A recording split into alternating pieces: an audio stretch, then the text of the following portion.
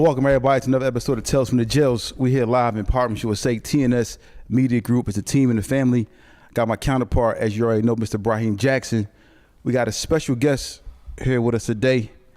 You know what I mean? Our guy, Gibbs, came to chill with us and tell the story. What's up with you, bro? Ain't nothing, I'm chilling. Taking it one day at a time, feel me? Trying to stay out the way. Well, I'm glad you could make the show, man. As you know, Tales from the Jails, what we do, we spread awareness about prison through real stories, street stories. Yeah. Now, gotta give you the lingo. You can leave out what you want to leave out. You can speak about what you want to speak about. But to let everybody know that Tales from the Jails, we do not promote violence at all or criminal activity. We just give y'all real stories. So, where are you from originally, Gibbs, for those who don't know? Oh, man, I'm from North Philly, Francisville. Oh, Francisville. Yeah, 16 from Ridge, 17 from Ridge. It's like a big community. Okay, a lot of good guys come from out of that area, the city, man, for sure. Yeah. Now, coming up, you know, as a youngster coming up in that area, how was it for you coming up down there? It was good. Like, you feel what I'm saying? Like, we all, like me and my friends, we all had our mom and shit like that. And it was good. Like, you feel what I'm saying? We playing sports, running around, shit like that. Messing with girls, you mean? Then we started, you mean? As we got older, we started, getting into shit. But we had each other though, like, you feel what I'm saying? One thing about me and my friends, like, we had each other. We ain't had nobody over top of us. We ain't have nobody telling us, yo, y'all not supposed to do that. You feel what I'm saying? We had to listen to each other, and we ain't really like know a lot. Like, you feel what I'm saying? So we like, my homies raising me. We raising each, like, you feel what I'm saying? We ain't got no niggas in the hood that was telling us right from wrong. Like, you feel what I'm saying? That could have like helped us out a little bit with decision making. You think if you had that, things would have been different today? If we had that, it definitely would have been different. It definitely would have been different. Like, we didn't have that at all.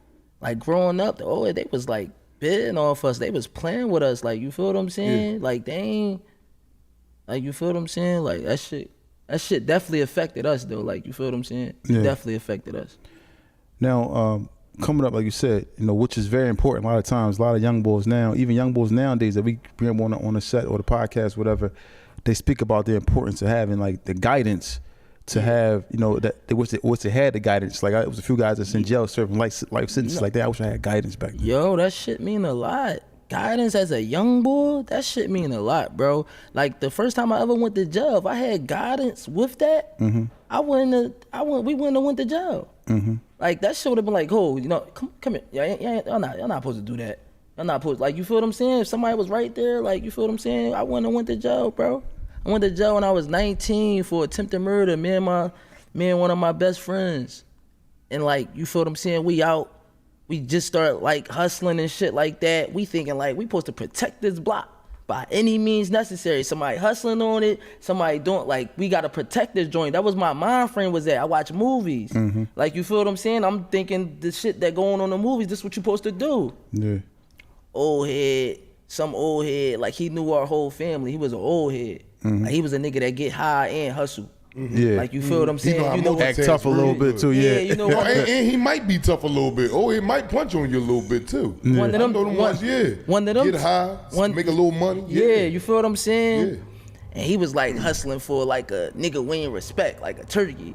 Like, you feel what I'm saying? But old head, I'm old head telling like a smoker don't get nothing from us. Yeah. So as soon as I heard that, I'm like, oh, he trying to take money out of, like, you feel what I'm saying? Yeah.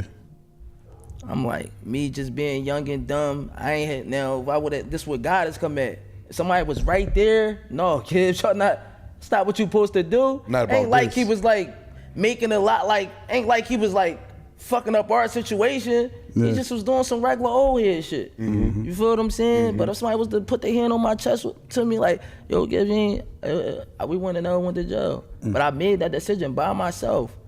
I was living with my mom. I heard that. I went to my house, went upstairs to my room, came back out.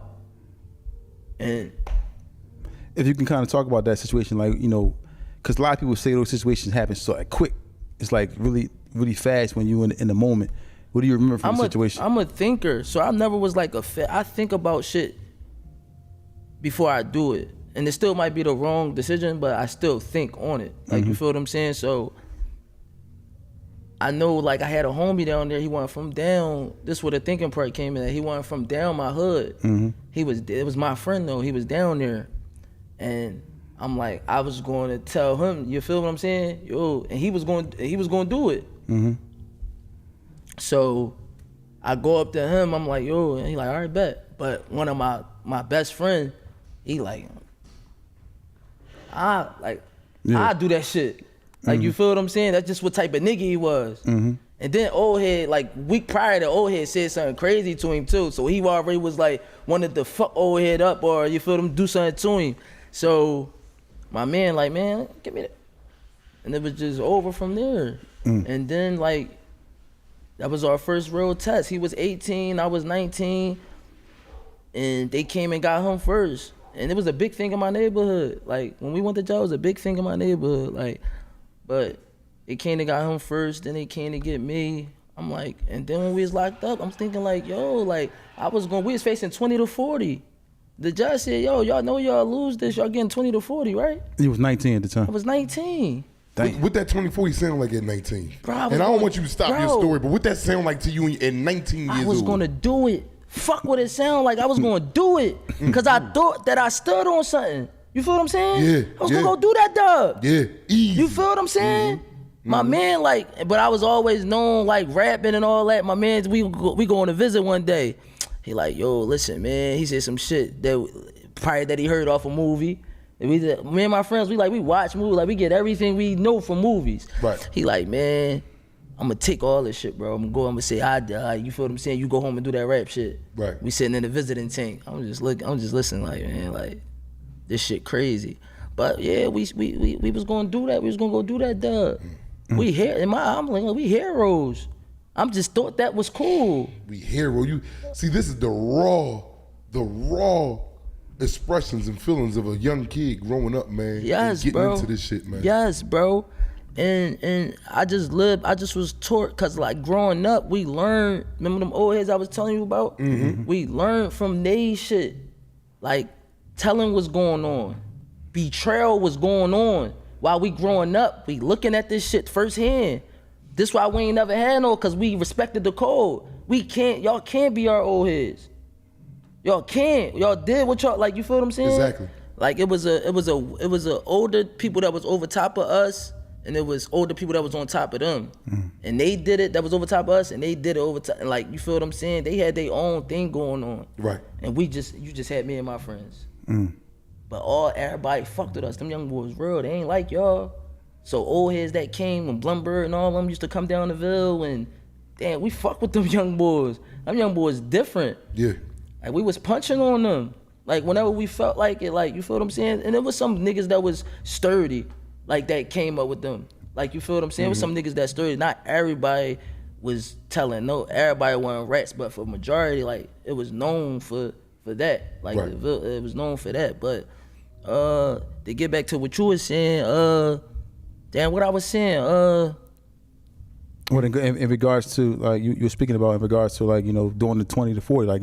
Oh yeah, so I thought that was cool, cause I like, you feel what I'm saying? I watched that happen, and I stood on what niggas didn't stand on. Yeah. Like, you feel what I'm saying? So I'm thinking that's cool. I'm thinking we heroes, bro. Like, man, I was gonna do that shit. Did bro. you go to trial? Or did you go to trial for this? We went to trial for 5 days straight. We went to trial for 5. That shit was so, like, I didn't know nothing about jail. I didn't even know what getting money put on your books meant before I went to jail. I never even put no money on nobody's books before I went to jail. So you'll say that was a crazy eye opener. Bro, that was a crazy eye opener. That shit changed me forever. That shit changed me forever, bro. We picked 12. We picked 12, and it's crazy because rest in peace, my man. He got killed last year in April. Sorry to hear that. Yeah, his name was Steve, though. Y'all probably know his dad, Reek. That came home from the feds, got killed. Yeah. Yeah. I know him personally. Yeah, Sput. Yeah, exactly. for sure. But yeah, so yeah, we picked 12. He had Abdul Kawhi. Yeah. And I had a court appointed. So if he didn't, he had a good support system. So he was getting a lawyer. I had a friend. I started off with a lawyer. I had Gasciola, and but my friend wound up getting into a car crash and he died. So I went to trial without no lawyer. Wow. Like, you feel what I'm saying? We ain't had no, like, that goes to show. Like, we ain't had no. Young, we ain't had no. Yeah, you feel what I'm saying? Man, you know I know what you're saying, bro. Yeah. So we picked 12 and old head came. Old head wound up catching a case in the middle of that shit. He wound up catching an assault on the cops. Cause at first he came to court and said, "Yo, they didn't do it." And then when he caught that case on that the assault on the cops, now was the cops in our neighborhood. Now you owe us. You gotta tell on them. You gotta tell on Kasim. You gotta do this. Like, you feel what I'm saying? And old head came and he wound up saying what really happened allegedly. And if Stav didn't have Abdul caught we would have been doing that dub. Let me rewind a little bit though, cause you sat in the county the whole time. You didn't have a bell. Yeah, we had a bell. Our bell was like 10% was 25,000 a piece. So you had to sit. We sat 2 years. Nobody. This 2011. This when jail was still like. How was that for you? What jail you was at in the county? I was at the F. Yeah, I was at the F. I just left in 01. For real? Yeah. So that ain't too long from far off, and that's when I knew it was. What was going on in the F at that time? A lot, bro. I like that shit. That shit changed me. Like, bro, first day I walk in CFCF. First day I came off quarantine, went to population. I had to take a shit. I go in there and take a shit. I ain't put no towel up. My celly like, yo, what the fuck? Yo, you gotta put the I ain't know nothing about that shit. I'm thinking you just go to the bathroom. Yeah. Like, yo, you put the towel up there, you use the fork, you put it up there. I'm like, all right, I never forget this shit. I never forget to not do this shit again. Ever again. You feel what I'm saying? And then on my first day, he like, yo, you hungry? His name was Nas Scheme. He was like with AR Ab and them. He was with OBH. Right. Okay. He was a short. Shout out OBH too. He was a short boy, Muslim, like good dude. He like, yo, you hungry? I'm like, yeah.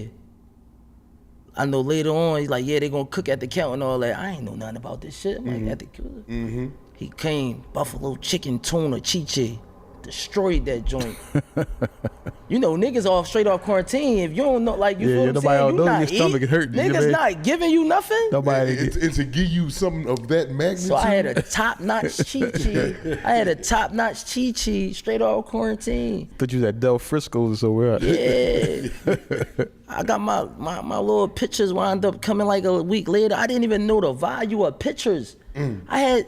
Tell me the value. What's the value? So look, one of my first girlfriends, her name was Whitney. She sent me like 5 pics. I'm just like, all right, they pictures. Like, you feel what I'm saying?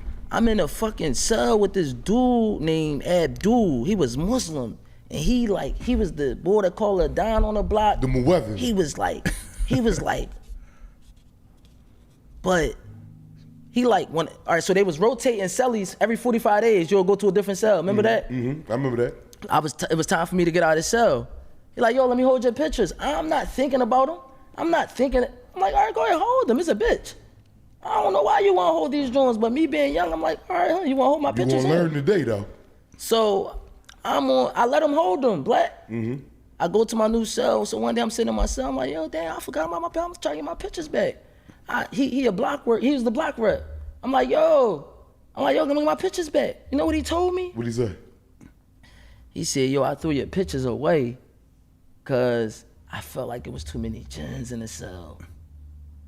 But these the niggas that you encounter in that penitentiary and what is the cell and all that. He said he threw away. He said, yeah, he threw away my pictures because one day he just felt like it was too much gins in the cell. And he flushed them. He said he flushed them. But you see the magnitude behind that? You gonna encounter a person that is he's evidently and this the boy he giving it up on some like righteous, like, you feel what I'm saying? So I'm like, all right, bet. I'm like, all right, say no more. I'm like, damn, that's weird. Why the fuck you throw my pictures away? I'm like, I still didn't, like, you feel what I'm saying? I get some more pictures. But some bull Bull came to our block, wound up going in his cell. I didn't know dude. His name was Ski Bop. People knew that but niggas that was on the block knew that he threw my pictures away. Ski Bop wound up came on the block and was his cellie. He was like, and Ski Bop was from the hood that the girl from the pictures, they was from the same hood. Okay. Ski Bop, I heard him at the lunch, I ain't know him, I heard him at the lunch table. He was talking about his cellie, the boy that had the pictures. He said, yeah, then he got some pictures and some girl, some little drawing from Lil Whitney, man. I remember when Lil Whitney was a little, like, yeah, he got the pictures up. And you catching this on a... I'm catching this on a fly. I'm catching this on a fly, bro. Yeah. I pulled up and said, yo, he got some pictures up there? He like, yeah. I'm like, what's up, bro? My name Gibbs, but like, yeah, you said he got some pictures. Somebody named Whitney? He like, yeah. I said, all right, best, say no more. At the chow, I go in the cell. He praying. I'm standing right there. I brung one of my old heads up there, standing right there. He praying. I wait for him to salam out. I just stole him. Yeah. Yo. Yeah. Yeah, but that's what go on. That's what go on. Yeah. This man kept his pictures, man, and lied and said he threw them away. I said, yo, get my pictures, bro. After I stole, I said, yo, get my pictures, bro. He went right under his bed. I said, bro, why the fuck, like, bro, what's up with you, bro? He like, then he wanted to fight. He got with some nigga named 6ix9ine. He like, yo, Ab said he want his joint in the yard. I'm like, all right, say no more. I'm like, all right, we go rumble. But we ain't never rumble. He ain't really want. He was like, he was a clown. Then when I came home, I seen he was on a joint for child predators and all that type shit. But see, that's why we talk.